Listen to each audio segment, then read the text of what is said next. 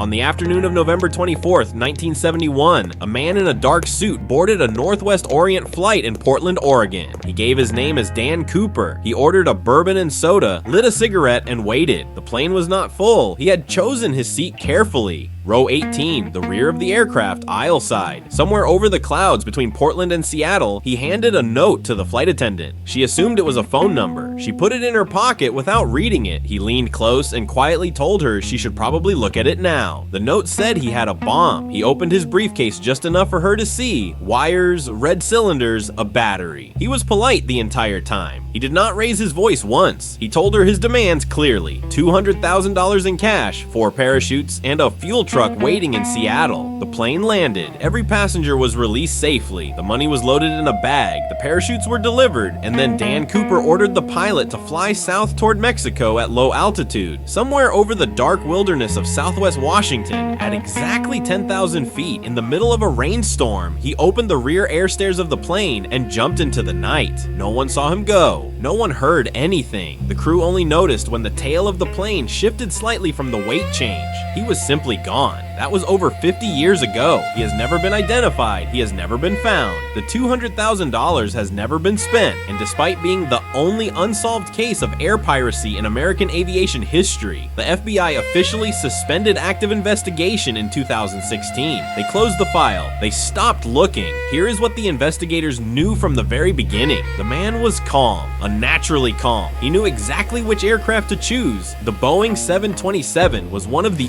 only commercial planes with rear air stairs that could be opened and operated during flight. He knew the terrain below the flight path before he boarded. He asked specifically for $20 bills in non-sequential order. He understood parachute rigging well enough to sort through all 4 chutes and select the right ones immediately. When offered a military surplus parachute, one that may not have been functional, he did not take it. He had done something like this before, or he had trained for it. In 1980, a young boy digging on the banks of the Columbia River found something strange. A small bundle of deteriorating $20 bills. The serial numbers matched the ransom exactly, but this discovery created more problems than it solved. The bills were found miles from where Cooper should have landed based on the flight trajectory. They were partially buried in river sediment. They had degraded in a specific pattern suggesting years of movement through water, but the other $180,000 was never found. Not in the river, not in the forest, not in any bank account, not in any estate left behind when anyone died. 200 separate suspects have been formally investigated across 5 decades. Every single one was eventually eliminated. The FBI's official working theory became that Cooper died in the jump, that the combination of a nighttime rainstorm, freezing temperatures, dense forest, and a possibly defective parachute simply killed him on impact. But there is a fundamental problem with that conclusion. No body was ever recovered. No parachute, no equipment, no clothing, no bones, nothing.